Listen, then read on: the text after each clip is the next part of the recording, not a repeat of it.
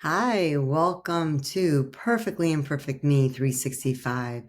I am your host, Rachel, and I thank you for joining me today. So today we are going to talk about borderline personality disorder, also known as BPD.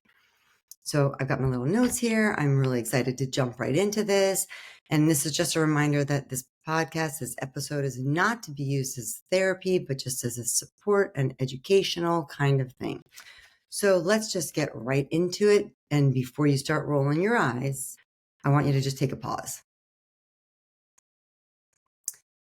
This episode might surprise you. It might piss you off, maybe both, but let's go right into this. So let's first talk about what is BPD. Borderline personality disorder is a mental health condition that impacts emotional regulation, relationships, self-image, and impulsivity. People with BPD often feel emotions more intensely and longer than other people. So if you think about having no emotional volume, they are stuck at max 24/7. It's not a character flaw. It is definitely treatable. You are not broken. Many people who have BPD happen to be the most emotionally intelligent and deeply feeling people that I've actually ever met or have been able to work with. So let's talk a little bit about what it feels like for people who have BPD. It's kind of like getting ghosted by your own brain. They might feel abandoned when somebody just texts the letter K in response to something that they had asked about. They are loving someone so hard it actually hurts. Being terrified of being too much and also being terrified of not being enough. People with BPD have a constant push and pull, kind of think, I hate you, don't leave me type thinking. They're not manipulative. They're literally just trying to survive. What are some of the misconceptions about people with BPD? First one literally is the first thing that I hear often, which is they're manipulative. Well, manipulation implies intention. They're not scheming. They're literally just trying to survive. They're at an emotional overwhelm with the only tools that they've got. Another misconception is that they're dangerous. Well, that is actually not true. And they're more internal. So they're more likely to be a danger to themselves than to other people. And let's just be honest, the media loves to demonize them as they're completely dangerous. People believe that they're impossible to love, and they're actually fiercely loyal. They are empathetic, and they are deeply loving people. The fear of abandonment can cause friction in a relationship, but when they're understood and they're supported, a relationship can thrive. BPD cannot be treated. So false. It is so far from the truth.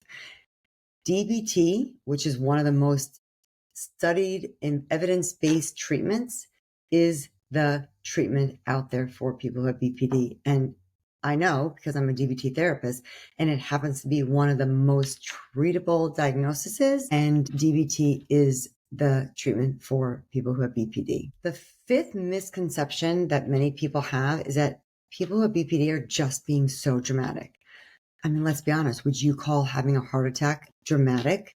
No, we wouldn't. Emotional dysregulation is real. It's exhausting for many people, and dismissing it doesn't help anybody. Let's talk a little bit about how loved ones can actually help people who have BPD.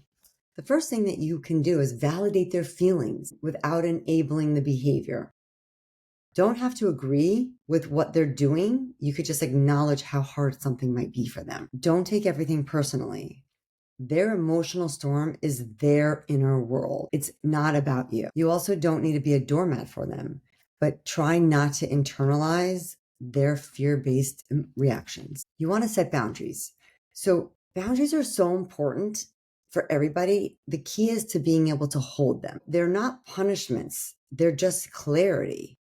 So setting boundaries will help them and you. The other one that you could do is to educate yourself. Read, learn DBT skills, follow DBT therapists on any social media platform you can that does DBT. The other thing you could do is to support their treatment. Get help for them, encourage them, but don't try and be their therapist because that's not who you are. You just need to be their person. You can also learn some grounding techniques, take breaks when needed with them, do some deep breathing with them.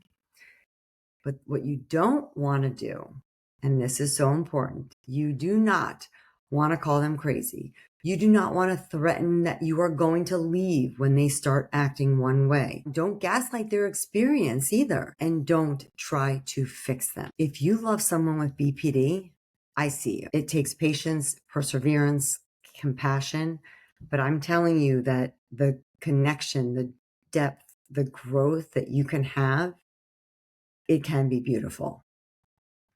If you have BPD, I want you to hear me. You are not broken. You are not unlovable, and you are not too much. You are literally just learning how to feel safe in a world that hasn't always made space for your sensitivity. At the end of the day, BPD is treatable. If you liked this episode, if it resonated with you, if you know somebody that might benefit from hearing about this, please share it with them.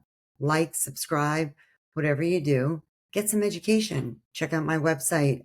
Thank you for joining Perfectly Imperfect Me 365. I am your host, Rachel, your neighborhood therapist.